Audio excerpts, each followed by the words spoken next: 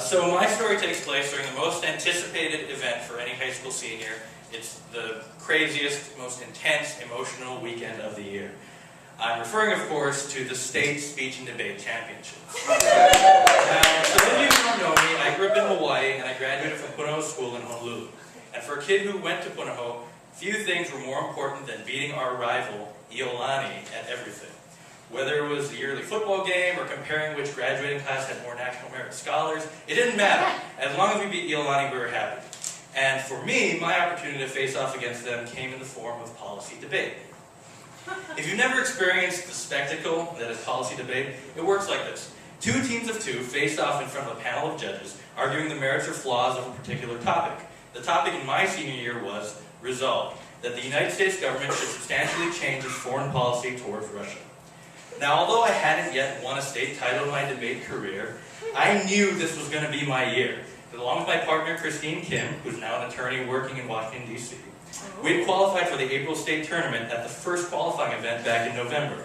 We spent countless hours in the library, learning more about Russian oil leases in the Middle East and the dangers of loose nukes from former Soviet bloc states than any 17-year-old rightfully should. And on top of this, I was the team captain, so I assumed it was my duty to lead the school to victory.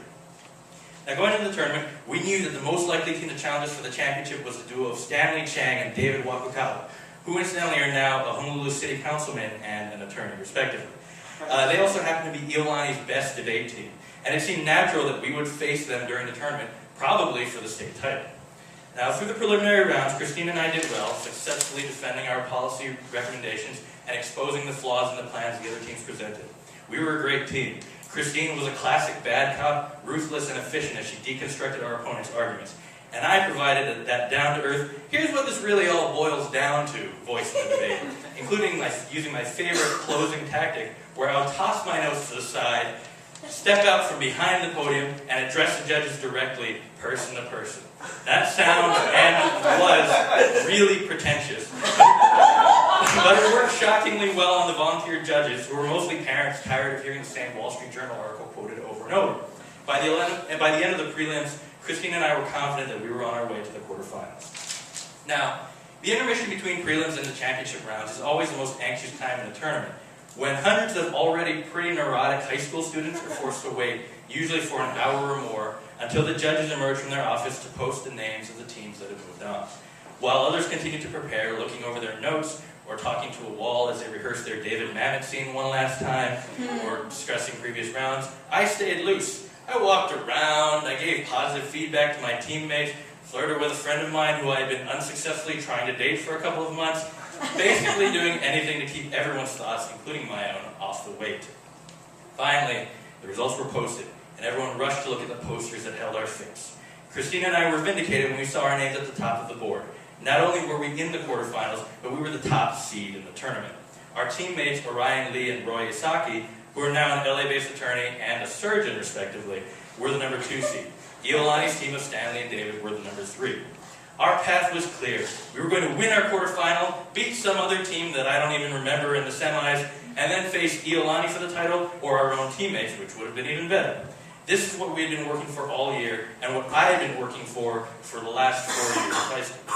It was a mere formality at that point. Of course, that's when I looked and saw who we were challenging. The number 8 seed were our friends Tina Wakayama and Craig Saito, who are now an attorney and an accountant for the NBA, respectively. They're another pair of our teammates from Punahou and 2 of our best friends. Now, I was happy as the captain that they made the quarterfinals, but sad that we would have to crush them on our way to the state title. I mean, Craig was in his first year of debate, and Tina, while a good debater, was, and is to this day, the ditziest smart person you will ever meet. As an example, she was attracted to law school in part because she identified with Elle Woods in Legally Blonde. That's actually true. She actually says that. And there was no way we were going to lose to them. Now, as the round began, we were given the option of going affirmative, which means you present your case in support of the resolution, or negative, which means you point out the flaws in your opponent's plan. We chose affirmative, having beaten Tina and Craig in the preliminary rounds a day earlier, defending our case. And now, it's here that I should point out that in the state tournament, you should never, ever choose affirmative. Because by the end of the season, most of the teams have so much evidence against everything that it's way easier to go negative. But Tina and Craig had written this obscure, weird plan that I think I may or may not have helped them research, and we didn't have a whole lot of evidence against it. So we figured, you know, we'll probably do better defending our own argument. And besides, we'd beaten them a day before. How much better could they get in 24 hours? As it turns out, much, much better. The round went back and forth, with each side parrying the other, our knowledge of one another's arguments and styles leading us to anticipate the other's attacks.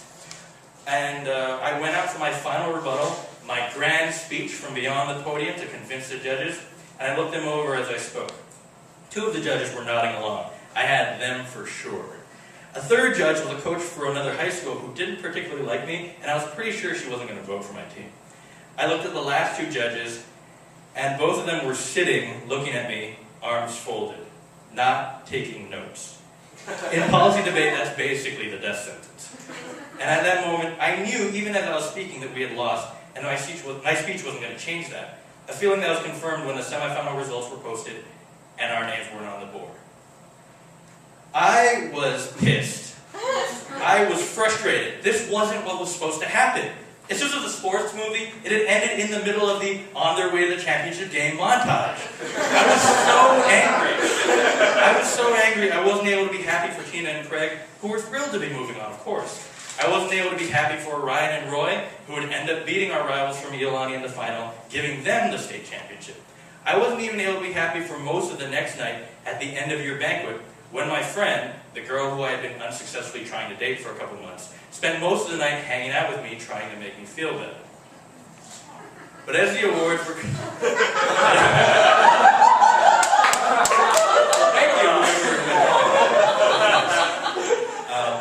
I'm not using her name because she'd probably be embarrassed if I brought that up.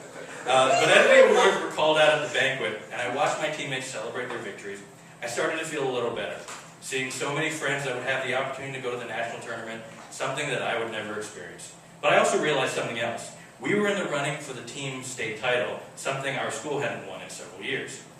I silently attempted to tabulate the results in my head as the individual awards were handed out and finally completed. Without knowing every single result of every single round, it was pretty much impossible to figure out. Finally, the MC approached the podium to announce the top 3 schools.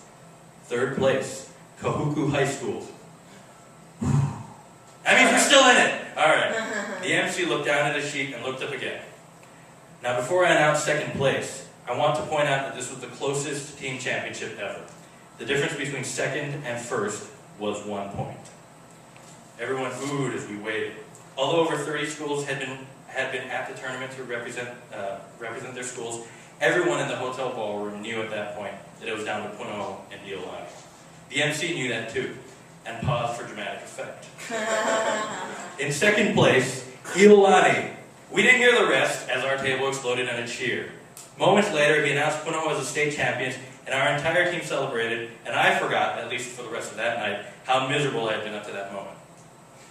Now looking back on it all, it's pretty silly how intensely I identified with my success or failure as a debater. And I think more so now that I realize that everyone I debated with is making a lot more money than I am. And I also realize that this story might make it sound like I didn't do much else in high school, although trust me, I had a lot of other extracurricular activities. For example, I was on the varsity bowling team. I don't know if that makes me sound better. But even though I didn't have the opportunity to win an individual championship or go to the national debate tournament, I do know one thing. We beat Iolani in my senior year. Thanks.